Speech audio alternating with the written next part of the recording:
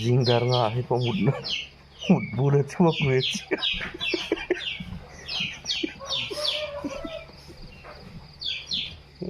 आरी मिळून काय तर हो